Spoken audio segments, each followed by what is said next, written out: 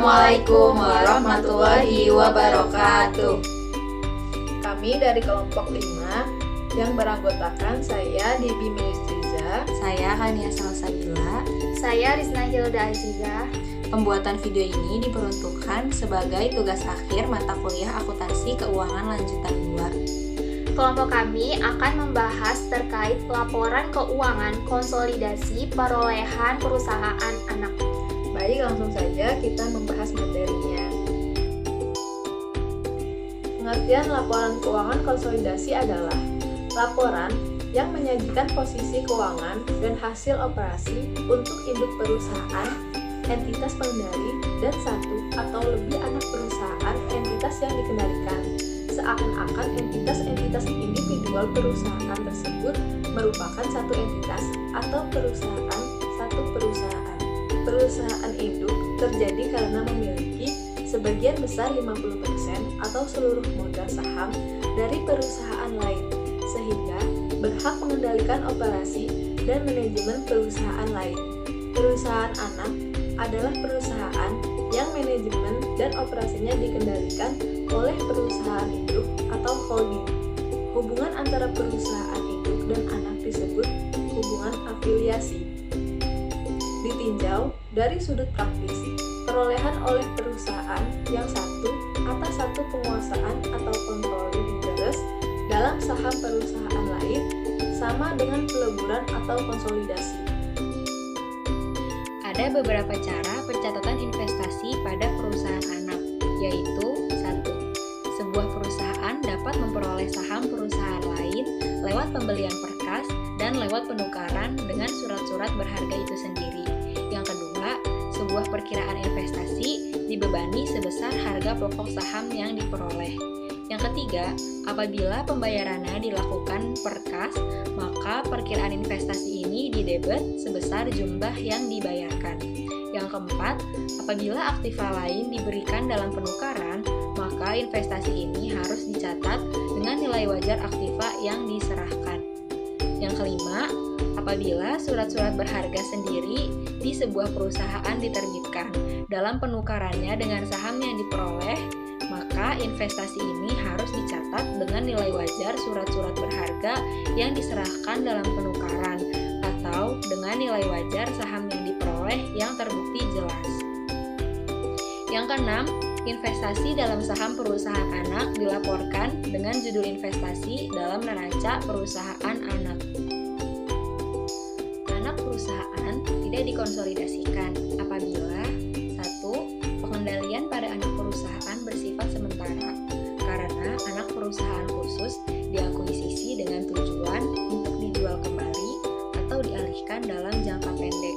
Yang kedua, anak perusahaan dibatasi oleh suatu restriksi jangka panjang sehingga tidak mampu mengalihkan dananya kepada induk perusahaan. Yang ketiga, penyertaan induk perusahaan pada anak perusahaan yang memenuhi salah satu kriteria di atas harus dipertanggungjawabkan sesuai dengan PSAK nomor 13 tentang akuntansi untuk investasi.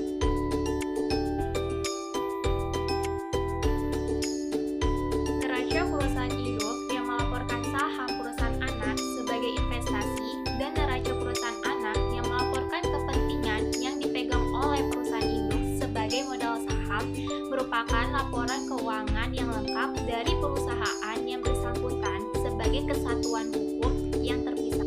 Akan tetapi, laporan keuangan ini tidak menunjukkan perusahaan tunggal atau sebagai kesatuan ekonomis tunggal.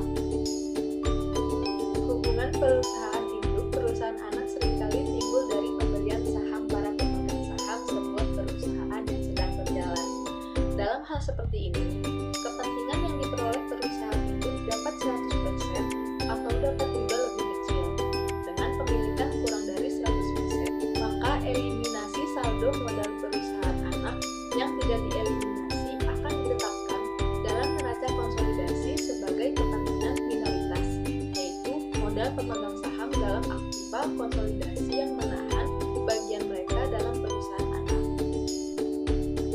Harga pokok kepentingan perusahaan induk dalam sebuah perusahaan anak dapat melebihi nilai buku kepentingan ini. Alasan untuk selisih antara jumlah yang dibayar dan nilai buku kepentingan yang diperoleh harus ditentukan sebelum neraca konsolidasi disusun. Penjelasan berikut ini akan menentukan bagaimana kelebihan ini dilaporkan. 1. Kegagalan perkiraan perusahaan anak untuk melaporkan nilai aktiva yang naik pada saat perolehan saham. 2. Kegagalan perkiraan perusahaan anak untuk menggambarkan aktiva tak berwujud tertentu. Yang ketiga, pembayaran untuk mencapai pengendalian yang desentralisasi. 4. Kelebihan yang menyatakan gabungan beberapa faktor. Apabila saham perusahaan anak diperoleh dengan harga yang lebih rendah daripada nilai bukunya, maka penanganannya selisihnya dalam neraca konsolidasi akan ditentukan oleh alasan-alasan yang dapat ditetapkan untuk selisih antara harga pokok dan nilai buku. Alasan-alasannya yaitu terdiri: yang pertama, kegagalan perkiraan perusahaan anak untuk menggambarkan penurunan nilai aktiva pada waktu saham diperoleh. Yang kedua, penurunan goodwill. Dan yang ketiga, modal dari konsolidasi. Yang keempat, selisih yang menyatakan gabungan beberapa faktor.